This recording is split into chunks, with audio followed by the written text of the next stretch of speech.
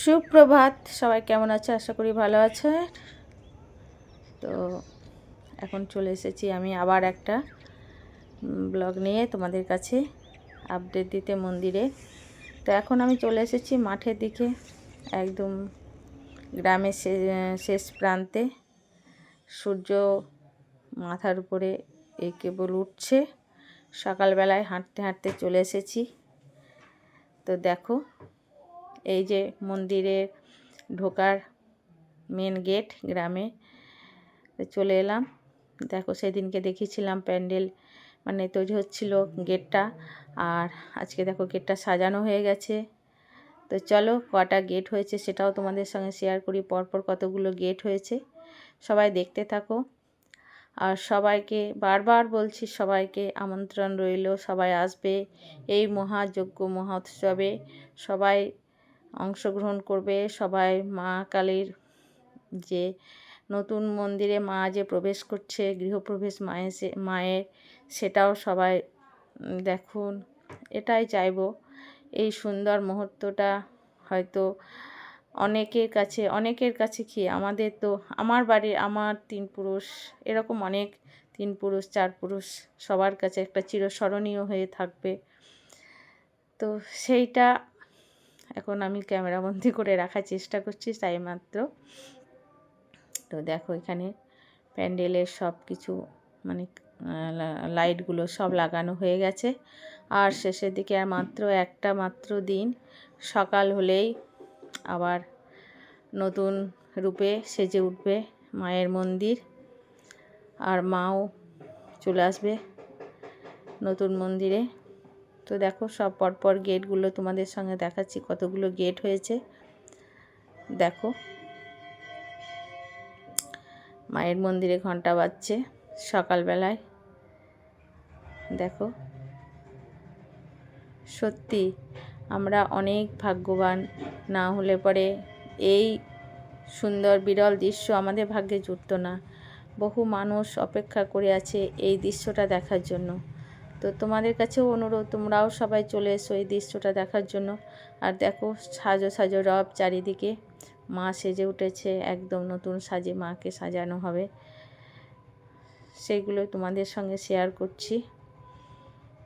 আর এটা হচ্ছে অনুষ্ঠান সূচি, কবে কি অনুষ্ঠান হবে সেটাও তোমাদের সঙ্গে শেয়ার করে দিলাম আর একবার। আগের ভিডিওতে দিয়েছি, কিন্তু আবার একবার দিলাম। দেখো, মায়ের মন্দিরের চূড়াটা দেখা যাচ্ছে, প্যান্ডেলে ঢাকা পড়েছে, আর কত বড় এরিয়া জুড়ে প্যান্ডেলটা হয়েছে। খাওয়া দাওয়ার জায়গা আলাদা, রান্নাবান্নার জায়গা আলাদা দেখিয়েছি। আর এটা হচ্ছে মেন স্টেজ, তারপর আরও স্টেজ হয়েছে ওইদিকে। দেখো, দেখতে থাকো। আর এই যে আমাদের গোপুসোনা, এই দেখো, গোপুসোনার তো আনন্দ আলাদাই, সব সময় আনন্দ করছে। মন্দিরে যখনই আসছি তখনই মন্দিরের উপরে বসেও থাকছে, সব কিছু করছে, আনন্দ করছে। তো ঘরে থাকতেই চায় না, সব সময় এদিকে হাত বাড়িয়ে হাতে ধরে টেনে নিয়ে আসে। তো দেখো, কত সুন্দর মায়ের মন্দিরটা লাগছে সকালবেলায়, একদম খুব সকালে। আমি আজকে এই ভিডিওটা খুব সকালেই করেছি,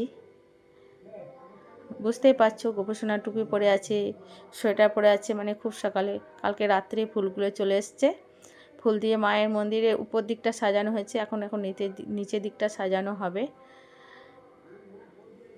দেখছো কি সুন্দর লাগছে মন্দিরটা, মা এর মন্দির কত সুন্দর,